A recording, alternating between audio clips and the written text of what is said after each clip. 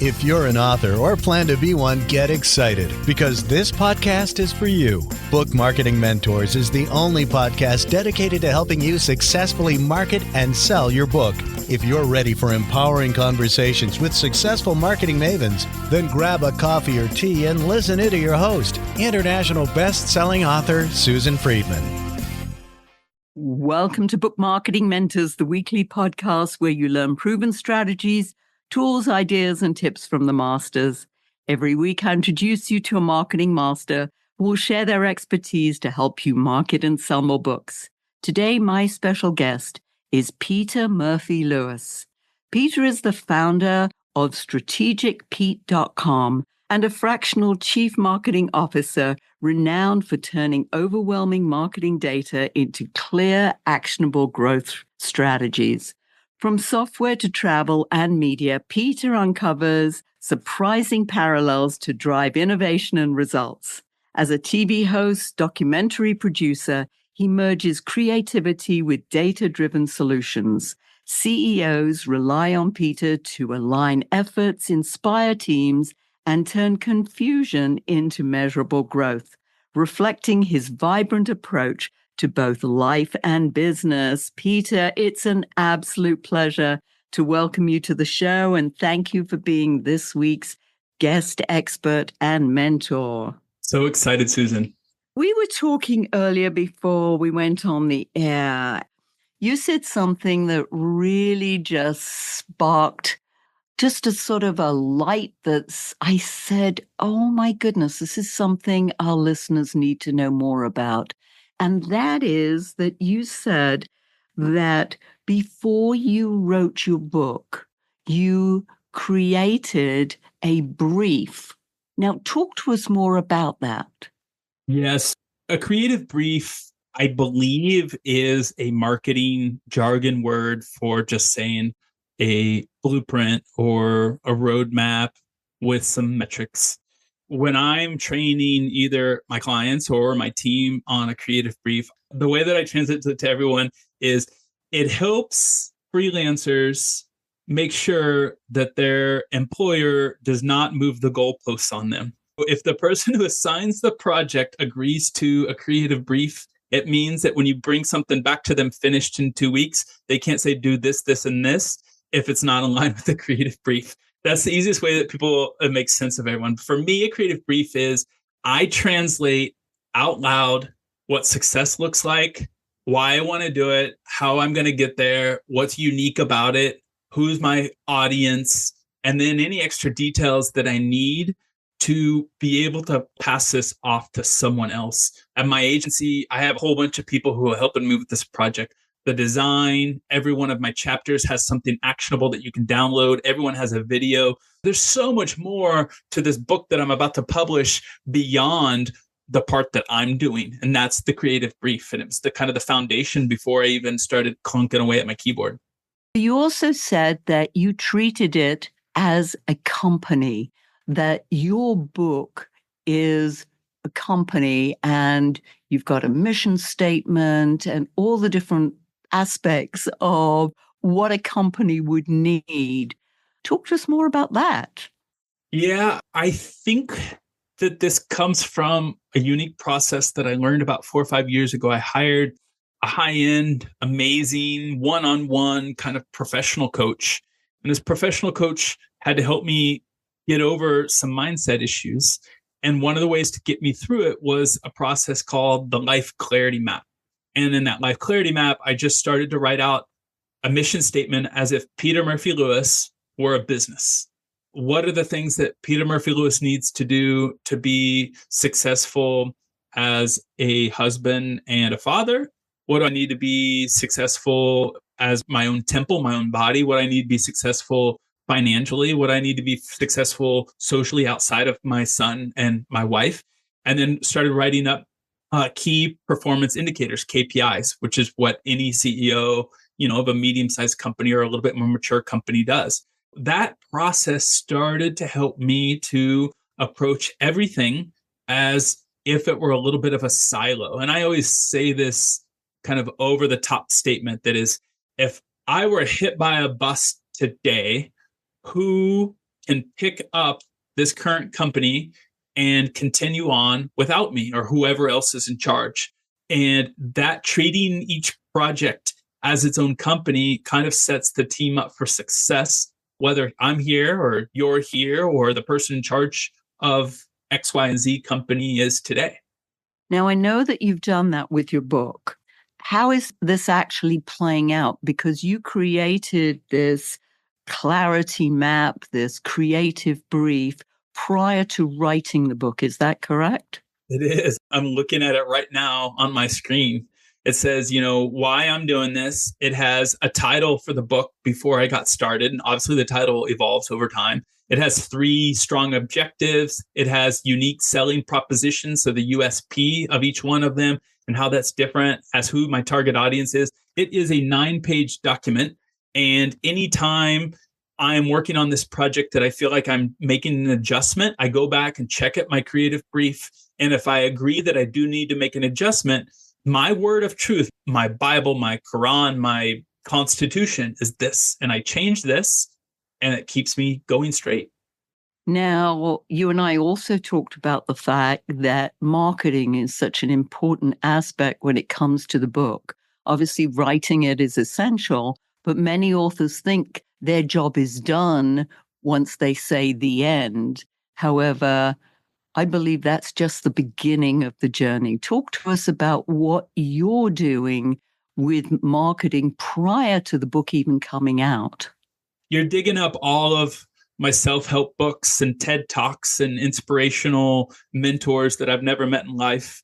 This is it's not a vetting process 100% to know if the book is headed in the right direction. It is part of that, but it's also a fear conquering process. So there's a really, really successful TED Talk from about 10 years ago called Fear Setting by Tim Ferriss. And in that TED Talk, Tim Ferriss taught me that anytime I'm terrified of doing something, there is some process that I can go through in my mind that will help me overcome that fear and then make the decision that I want to make, not based off fear. And one of that first process is you need to define what would happen if you actually failed at what you want to do. And then secondly is what can you do that if you do fail, you'll still have some type of partial success. So you'll still learn something from it. And then the third step is what will happen if you take no action? So if you let this fear overcome you so much that you don't do anything, and then you map out what it feels like in 3 months to have the same feeling, what tolls it going to have on you a year later, on your mind, your body, your soul, your stomach, your family, and then do it at 3 years. And that process really helped me start to overcome my fears. And I went through this process when I prepared the book. One of the items for the fear of failing with the book, no one reads it. It has horrible reviews and I waste a lot of money. So those are probably my 3 biggest fears. So then the second step is, what can I do if part of those fears come true to make sure that this was still worth my effort? And that's where your question comes into play, which is start marketing things beforehand and start learning from the process along the way. Almost every single chapter that I'm writing in this book, I test iterations of it in short 2 to 3 to 4 paragraph posts on LinkedIn to get reactions from my target audience, to share with my team and share with my family and see what they think without telling them exactly what I'm going for. But it also helps me get over that fear of what happens when this book is published and everyone thinks it's bad.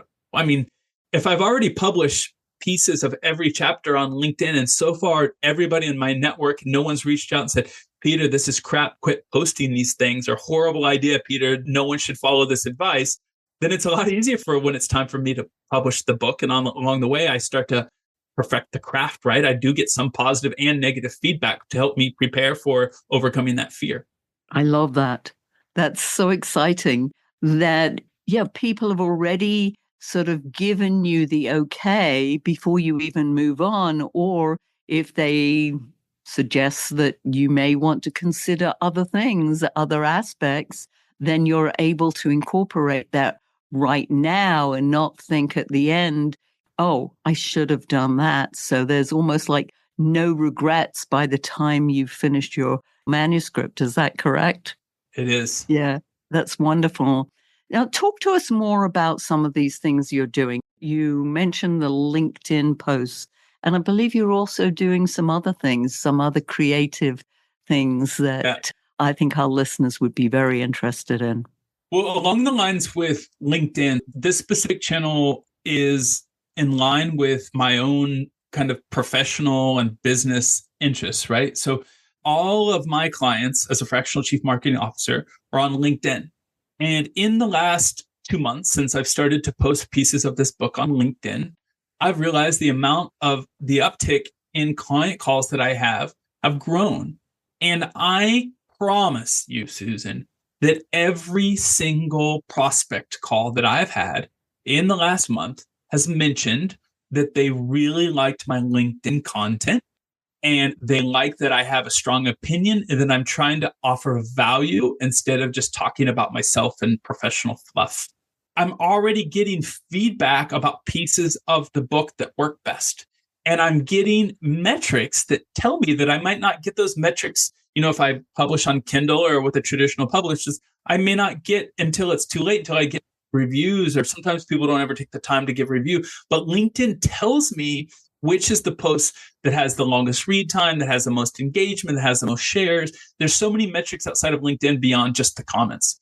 And then the second thing that I'm coupling that with is I am recording at least one YouTube video around each chapter of my book, because my book is aimed to help CEOs scale their remote teams with the younger generation.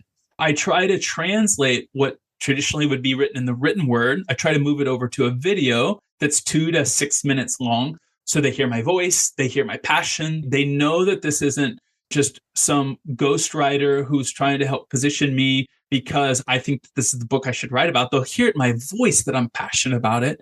And there's people who want to complement the book with the person behind it as well. And going back to fear setting, in theory, both of these steps should help me overcome total failure. This book could still fail. Likelihood that's going to fail 100% in line with my debilitating fears that I had, paralysis that I had from last year before I got started, it's a lot less. There's probably a 50% chance failure. And that 50% chance of failure helps me sleep a little bit better at night when I'm battling with insomnia. I doubt that it's going to fail just based on what you're doing. It just sounds like there's no room, or maybe a little bit, but I doubt it, just judging from what you're saying. Let's talk about, you're a numbers guy, and you mentioned, key performance indicators. Talk about what numbers, let's say, you think authors really should pay attention to. What are some of the numbers, the things that they need to look at and monitor that would be effective when it comes to their book marketing?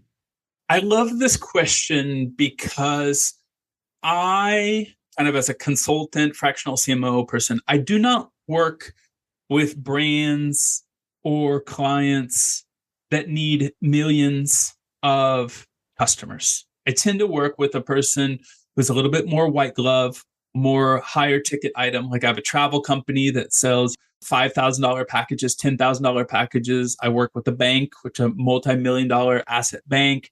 I'm working with people who need to make an impact on 100 people, maybe 1,000 people, maybe 10,000 people, but they don't need to sell 1 million pieces of cologne to somebody. So I'm working with somebody who's pretty close to what I also want to do with the book, which is impact the most amount of people possible and make their job easier in the same area that I'm passionate about, which is hiring with a remote team. The metrics that I pay attention to are going to be way more qualitative than they're going to be quantitative. I'm more interested in having 10 Susans reach out in the next year and say, Peter, chapter 3 around how to train and onboard your team in terms of using a systematic approach with tools and using public feedback, transform the way that I empower my team. And I taught everyone on the team to do it. And now we use this as an onboarding.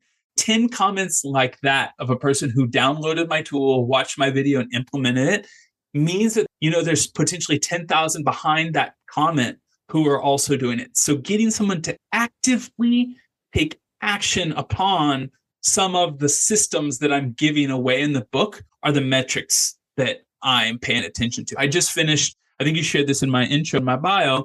I just produced and hosted my first documentary. I did a documentary in healthcare, and it was in a, I wouldn't say it's a controversial area, but I did it in an area that has a negative reputation, negative connotation, which is nursing homes. I did a documentary around the people who work in nursing homes. Instead of America's seniors, I did it on the caregivers. And the one piece of feedback that I got, Susan, that matters more than anything else, and it tells me that what I did is going to have an impact, was a woman that I haven't seen since I graduated in high school in 1999. So 25 years ago, she wrote on Facebook, she says, "Peter, I haven't seen you in 25 years. I just accidentally clicked on the documentary. I've always dreaded nursing homes and think that everything about them is horrible. If I meet any of the caregivers, like you've shown in here, I look forward to long-term care. This is the most beautiful thing that I've seen this year. I binge watched it." You can't get one reaction like that without it having something similar to 10,000 people behind her. She just shared it out loud. So I pay attention to 5 or 10 pieces of feedback to let me know when I've hit a home run. You've probably heard of this. My favorite blog article that influences my approach to this is 1,000 True Fans.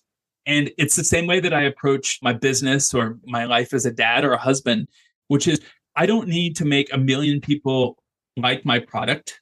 I would rather have 1,000 people love my product.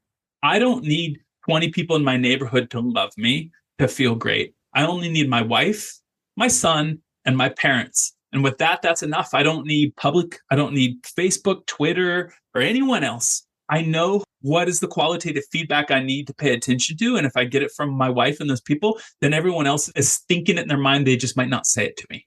What I'm really liking about what you're saying, Peter, is that without mentioning it, you're talking about niche markets, which is, as listeners will tell you, one of my all-time favorite subjects, having written Riches and Niches, How to Make It Big in a Small Market. It's looking at, as you said, more the qualitative aspect rather than the quantitative. Looking at who is this book really for, and then honing in into that audience and doing what you're doing, whether it's the LinkedIn posts or the YouTube videos, being able to speak to audiences in that niche market and selling books in bulk to those people. Mm-hmm. That's what my message always, that your listeners hear over and over again, but hopefully sometimes it'll stick. So yeah. I believe you're saying a lot of that in different words. Would you agree? I would say that you said it so much more succinctly and precisely than I ever got close to it. That's why you're the pro at this, and I'm kind of figuring my way out by trying to structure it through Excel sheets and making sure that I have as little downside as possible. So thank you for wrapping it up. But what you said is right. It's about niching down. It is, because the more clarity, and I think this comes back to your clarity brief, that the more clarity you have about the book, the message, who it's for. So often people think, their message is for everyone. And yes, it might be. However, it's impossible to market to everyone, as you know. I mean, I can't even wrap my head around trying to do that. Yeah. And I know Procter & Gamble and other multi-million-dollar companies don't even try that. Yeah. Peter, talk to us more about, if an author hasn't tried any of these things yet and they've already published their book, what steps would you recommend that they take? If they came to you and said, Peter, what would you recommend I start with? What would you say to them? The easiest, cheapest, most actionable thing that you can do is probably find whoever your ideal customer is. In this, I'm using business language, but whoever your audience is, those 1,000 true fans that just need to find out about your book, is connect with them on LinkedIn and start publishing daily pieces of your book that would be helpful to them. Give them bite-sized pieces of it. I would start there. That doesn't require any tools. You don't have to pay for professional LinkedIn. You know how to search for people who should be reading it by either a keyword or their job title or their industry or their seniority level, and start there. If you have a team behind you, like myself, or probably you as well, Susan, then I would start to entertain YouTube. I would start creating videos around it. And then I would find the closest convention center close to your hometown, and I would create speaking engagements around it if you feel comfortable speaking in public. I know that that's a big stretch. Not all authors feel comfortable speaking, but if any of those things feel comfortable, starting for one, everybody who can write a book can publish on LinkedIn. That's why I started there. And get bigger, the more comfortable you feel and the more feedback you get. I'm all about speaking because that's the way to really reach so many people and to be able to sell books. I believe that everyone in your audience should have a copy of your book. And obviously, you do that prior to the engagement, but you're not necessarily going to get rich on a book. However, through speaking, training, coaching, I believe that's where the money lies when it comes to your own expertise. What do you think about that? I agree. I'm probably doing it in a backwards manner, right? So I spent most of 2020 through 2023 traveling to conventions every other month, speaking on stage and running workshops. And that happened organically because of my job as a vice president of marketing for a software company. But after going through that, I realized that a lot of the things that I was teaching ended up being lost in conversations in the hallways, or people get excited at a convention and then nothing happens when they go home. And these people would follow up and say, hey, what did you teach me about this? Or what did you tell me about this? And if I would have given them something actionable, something to deal with, something to download, something to read, something to write up, the work that I did for 3 years of my life would have been more effective. Yes. People want to take a piece of you home with them. I always say when people give a speech, let's say, it's like you can't give everything that your book is about. You're giving them snippets, some of the main things that you want them to remember. However, being able to take a book home with them and that they take you with them. And as you know, you're in travel and souvenirs. People love souvenirs from where they've been. Well, it's like they're taking a piece of you home, their souvenir of their time spent with you. This is fabulous information, Peter. I'd love our listeners to know more about how they can find out more about you and this kind of services that you offer. The easiest place is LinkedIn. I think I'm the only person named Peter Murphy Lewis on LinkedIn. If there's another one, let me know and I'll call my hitman to take this person down. And if not, go over to my website, strategicpete.com. Beautiful. And as you know, we always like our guests to leave our listeners with a golden nugget. What's yours? Mine is a community. I think I shared at some point that I work as a consultant helping a lot of startups or medium-sized companies. I do all of this pro bono. I've done more than 200 hours of helping people grow their personal brand, their books, their Facebook ads, their company, whatever it is, on this channel. And I don't get $1 on the community. It's called Growth Mentor, growthmentor.com. I'm a paying mentee. I've been there since 2020. I pay to have access to really smart people. And I'm also on there as a mentor, giving away my free hours. Reach out to me on LinkedIn or send me an email. I'll give you a free invite so you can go check it out. I'm not an owner. I'm not affiliated with them, but it's my favorite golden nugget because it helped me become who I am today. Giving back is just so meaningful. I love to do it, and many of my guests love to do it. So you fall into that category. That's beautiful because, yes, we all can learn from one another. I'm learning every single day, more than once or twice a day, I know. And one of the things I've learned to do, which was a challenge in the beginning, was to ask for help. That always wasn't an easy thing. Asking for help, and here in this environment where you go and talk to a growth mentor. Love that. Thank you. Peter, it's been wonderful. Thank you so much for sharing your wisdom.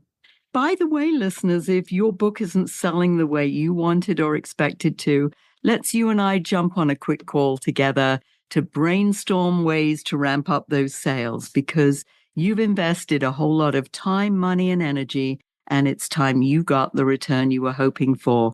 Go to bookmarketingbrainstorm.com to schedule your free call. And in the meantime, I hope this powerful interview sparks some ideas you can use to sell more books. Until next week, here's wishing you much book and author marketing success.